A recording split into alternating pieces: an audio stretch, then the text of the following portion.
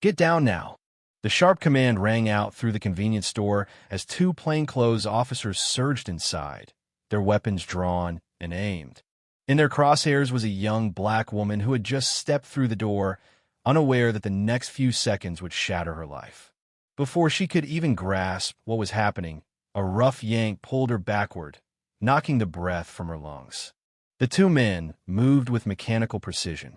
One grabbed her wrist, wrenching it painfully behind her back, while the other clamped cold steel cuffs around her wrists. "Hands where we can see them," barked one of the officers, his tone flat but full of menace. The entire store froze. Customers who moments earlier had been browsing snacks now stood paralyzed, watching in stunned silence. Some turned away, unwilling to involve themselves. Others quietly lifted their phones, recording. It happened. A black duffel bag was tossed to the ground at her feet. "She's under arrest for narcotics distribution," the lead officer announced, his gaze flickering with something cold and triumphant. She opened her mouth to protest, to scream, but the vacant stare of the cashier, a young man standing stiffly behind the counter, told her everything she needed to know. This was no mistake. This was a setup, and they had chosen the wrong woman. They had crossed the daughter of a man they should never have crossed. 2 days earlier, it was a bright, peaceful Saturday morning in Atlanta. Sunlight gleamed off the glass windows of high-rises, the sidewalks busy with people enjoying a rare, work-free weekend. Cafes overflowed with customers sipping iced coffee.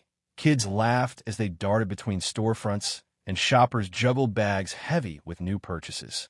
Among them was Maya Richardson, a 19-year-old college freshman who'd spent the morning indulging herself with a few new outfits and a much-needed day of freedom. No classes, no work, just time to breathe. She smiled, feeling the gentle weight of shopping bags tugging at her arms, and decided to stop at Benson's Market, a corner store she knew well, for a cold bottle of water before catching a ride home.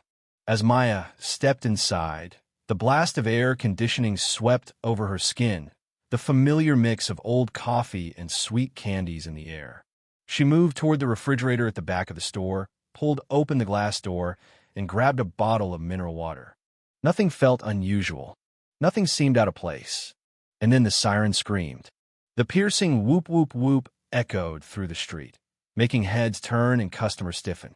Maya froze, her fingers tightening around the bottle, and slowly turned toward the glass entrance. 2 black and white police cruisers screeched onto the curb outside, tires shrieking. The store's glass door slammed open with a crack loud enough to make her flinch. 2 men stormed inside. They wore no uniforms, but there was no mistaking them for anything other than cops. Their weapons were already aimed, their movements swift and predatory. One of them, a sharp-featured man with close-cropped brown hair and a hard jawline, fixed his gaze on her. "Get down. Now," he thundered. Maya couldn't move, couldn't think.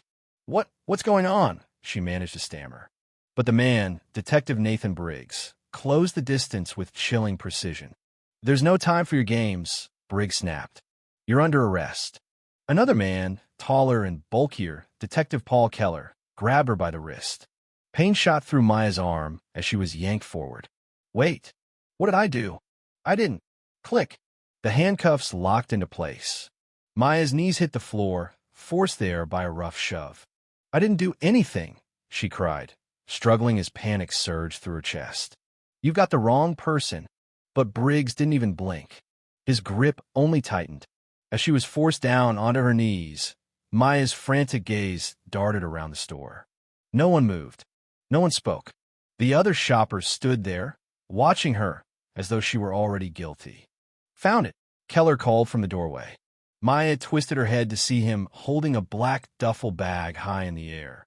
"She just made the drop in the parking lot," Keller announced. Her breath left her lungs. "That's not mine," she gasped. "I've never seen that bag before."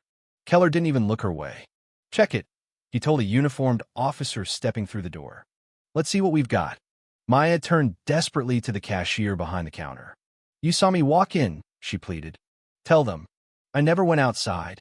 I was never in the parking lot." But the man's eyes lowered. He said nothing. Her heart sank. This wasn't a mistake. This was a setup. And it was working. They dragged her to her feet and shoved her toward the door. Outside, a crowd had gathered. Phones filmed her. Whispers filled the air. They're arresting her. She must have done something. Maya searched their faces, looking for someone, anyone, to speak up. But no one did. No one ever did. Hours later, the holding cell was cold and damp, the air thick with mildew and despair. Maya sat on the wooden bench, her hands trembling, wrists bruised red from the cuffs. She had always believed that if you told the truth, justice would prevail.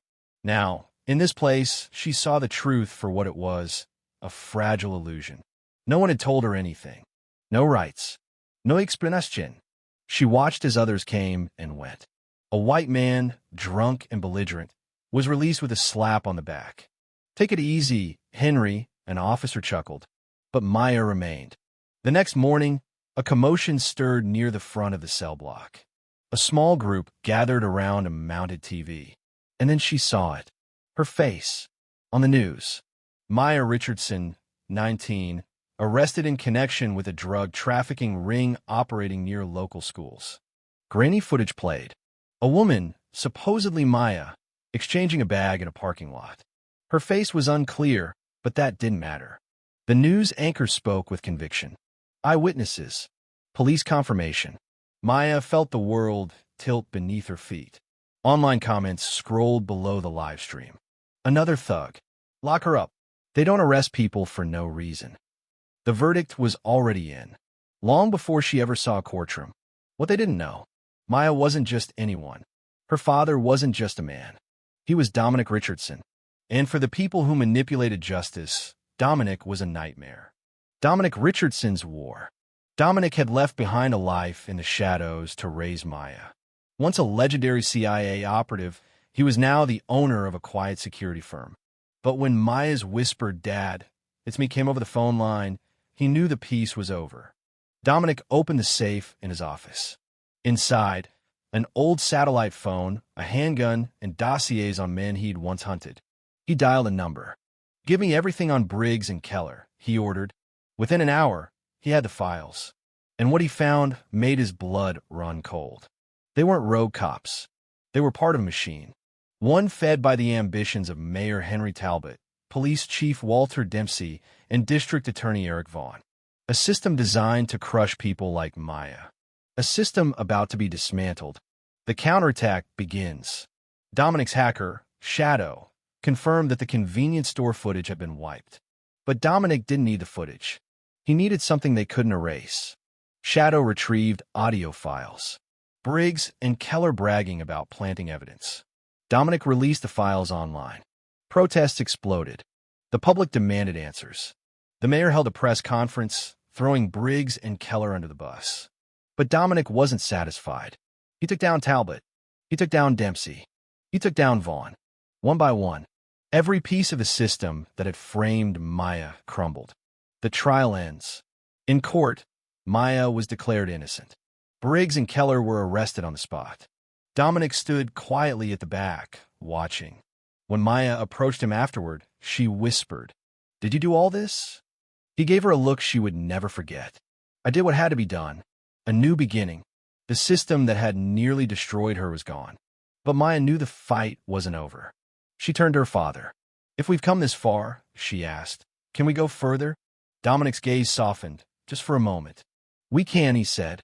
"But are you ready?" Maya took a breath. More than ever, justice isn't given. It's taken.